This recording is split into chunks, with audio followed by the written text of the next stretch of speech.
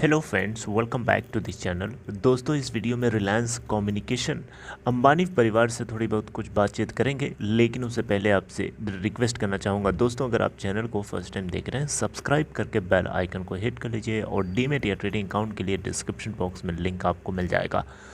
दोस्तों चलिए अब पहले सब देख लेते हैं कि अभी रिलायंस कम्युनिकेशन की क्या सिचुएशन है। देखिए आज 3.85 पे ओपन हुआ, जो कि इसके पहले वाले दिन का क्लोजिंग प्राइस भी है। 4.10 का हाई भी बनाया और 3.80 का लो भी बनाया और 3.90 के ऊपर अभी ये ट्रेड हो रहा है, जिससे मैं आपसे बात कर रहा हूँ। 3,25,42,655 टोटल एनएससी के ऊपर वॉल्यूम अभी तक जनरेट हो चुका है और बीएससी के ऊपर 1,11,46,903 मार्केट कैप। दोस्तों अगर आप देखें तो बीएससी के ऊपर तो 1,075 करोड़ है, जबकि एनएससी के ऊपर देखेंगे तो मार्केट कैप है 1,078 करोड़ रुपए। दोस्तों रिलायंस कम्युनिकेशन का 52 वीक हाई है 5.05 का और लो है 1.50 का एनएससी के ऊपर। दोस्तों आइए बात करते हैं। दोस्तों आपको बताना चाहूँगा, ये बात आपको पता ही है, अंबानी परिवार में दोनों भाई भले एक दूसरे के दुश्मन जैसे दिखाते हों पब्लिक को, लेकिन रियलिटी तो यही है कि दोनों भाई हैं। खून का रिश्ता है। खून का रिश्ता आपको पता है कितना ज़्यादा अहम होता है। लेकिन यहाँ पे आपको बताना चाहूँगा, रिलायंस इंडस्ट्री लिमिटेड के चेयरमैन चीफ मुकेश अंबानी ने पहली बार ऐसा हुआ है कि आरआईएल के चीफ होते हुए इन्होंने सक्सेशन की बात करी है।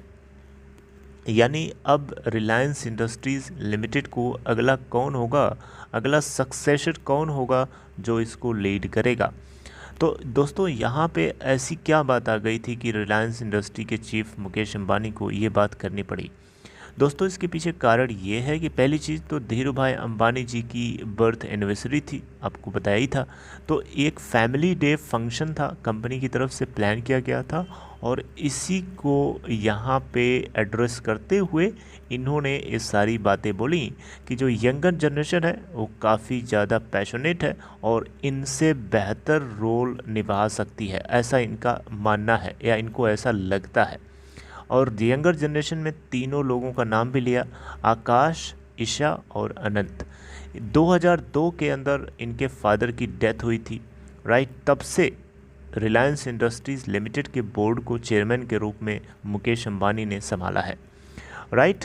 और एक चीज़ और यहाँ पे आपको बताना चाहूँगा, सेबी यानी security exchange board of India की तरफ से एक न्यू नॉर्म सेट किया गया है और वो है कि जो भी लिस्टेड कंपनीज़ हैं उनके चेयरमैन और मैनेजिंग डायरेक्टर की पोजीशंस को स्प्लिट करने की बात कही गई है और इसके लिए अप्रैल 2022 यानी अप्रैल 2022 जो है इसके लिए लास्ट डेडलाइन है, तो इसको भी फॉलो करना है। तो इसीलिए ये बातें चल रही हैं आजकल।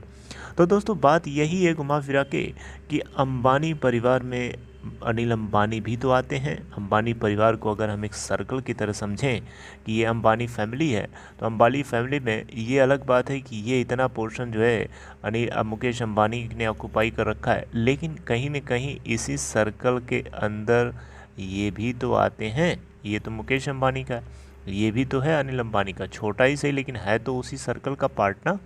तो बेसिकली यहाँ पे मैं ये बोलना चाहता हूँ कि अनिल अंबानी को मैं नहीं कहता हूँ कि मुकेश अंबानी मदद करे पूरी तरीके से, लेकिन इतना ज़रूर कर सकता है कि कम से कम इस बेचारे की जो कंपनीज चल सकती हैं उनको चलने लगें, ताकि उनको भी कोई दिक्कत ना हो। लेकिन वही है ना कि भाई भाई का सबसे बड़ा दुश्मन भी होता है, दोस्त भी होता है। लेकिन यहाँ पे इन तीनों लोगों में बांटने की बात जो करी जा रही थी, यानी आकाश, ईशा और अनंत, बांटने की बात नहीं बल्कि इन तीनों को यहाँ पे लीडरशिप। अब देखिए यहाँ पे कोई ना कोई डिवीज़न तो होगा ही होगा, ऐसा तो है नहीं कि तीनों एक साथ रह सकते हैं, which is very unlikely to happen, right. तो यहाँ पे बेसिकली मेरा ये मानना है, मुझे ऐसा लगता तो नहीं, लेकिन मुझे ऐसा मेरी ऐसी ख्वाहिश है, मैं उम्मीद करूंगा कि रिलायंस इंडस्ट्रीज़ लिमिटेड के चेयरमैन मुकेश अंबानी अगर अपने तीनों बेटों को, यानी उसमें इनकी बेटी भी हैं ईशा, तो इन तीनों लोगों में ये बात जो है ये अगर डिवीज़न करते भी हैं तो कहीं ना कहीं यहाँ पे अनिल अंबानी की आर कॉम यूनिट को रिस्पेक्ट करते हुए एनी हाउ इसको तो कम से कम बचा ही लेना चाहिए, क्योंकि ये इनके फादर की बनाई हुई फर्स्ट कंपनी है और इनकी डेथ एनिवर्सरी को हर साल सेलिब्रेट करते हैं। और इनकी बनाई हुई पहली उस पूंजी को, जिसकी वजह से पूरा रिलायंस का पिलर खड़ा हुआ, क्या उसको खोद के निकलवा देंगे? क्या ये अच्छी बात है? क्या ये डिसरेस्पेक्ट नहीं है अंबानी की, धीरू भाई अंबानी जी का? बताइए।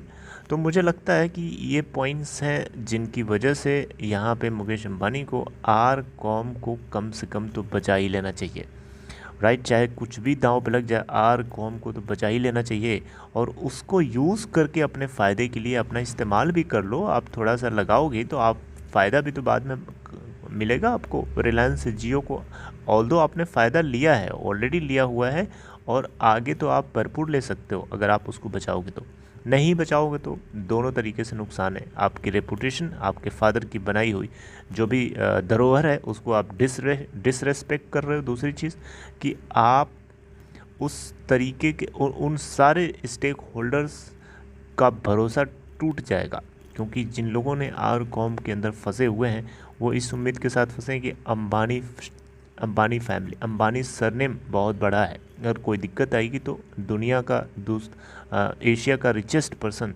जो कि अब भले ना हो लेकिन अभी भी सेकंड थर्ड पोजीशन पे तो होंगे ही, बचा लेंगे, राइट। तो ये एक बहुत बड़ा विश्वास होता है और कस्टमर क्लाइंट्स का जो विश्वास होता है, जो ट्रस्ट होता है, उसको खोना नहीं चाहिए कभी, क्योंकि वही उसकी असली जड़ होती है मजबूती की। बहरहाल, आप लोगों को क्या लगता है कि ये मुकेश अंबानी इस तरीके की सोच अंदर ही अंदर रखते हैं अपने भाई के लिए या नहीं रखते हैं? क्या आपको लगता है? अगर आप नियरेस्ट हैं इनके तो आप मुझे कमेंट बॉक्स में ज़रूर बताइएगा। नियरेस्ट का मतलब कि अगर आपको किसी तरीके से पता है, अगर आपने इनकी कंपनीज़ में जॉब कर रखी होगी या आप किसी तरीके से इनसे अगर आप करीब हो तो आपको थोड़ा बहुत इन चीज़ों के बारे में आइडिया होता ही होगा इन इधर उधर की बातों से, क्योंकि कुछ बातें छुपती नहीं हैं, आपस में लोग बातचीत करते रहते हैं, राइट। तो दोस्तों, अगर हम देखें तो रिलायंस इंडस्ट्रीज़ लिमिटेड का पूरा फोकस जो है 75,000 करोड़ रुपए के क्लीन एनर्जी, ग्रीन एनर्जी के ऊपर है अगले 3 सालों के लिए, और इसी के लिए कंपनी पूरी डेडिकेटेड होकर काम कर रही है। शुरू किया था टेक्सटाइल से और आज एक बहुत बड़ा कॉन्ग्लोमेरेट है। धीरू भाई अंबानी का इतना बड़ा विजन मिरेकल है एक तरीके से। तो दोस्तों, ये अपडेट अगर आपको अच्छी लगी हो आर कॉम को लेकर के तो आप इसे लाइक करके सपोर्ट कर सकते हैं। बाकी आप अपना ख्याल रखिए, अगर कोई आगे बात होएगी तो हम ज़रूर उसको डिस्कस करेंगे।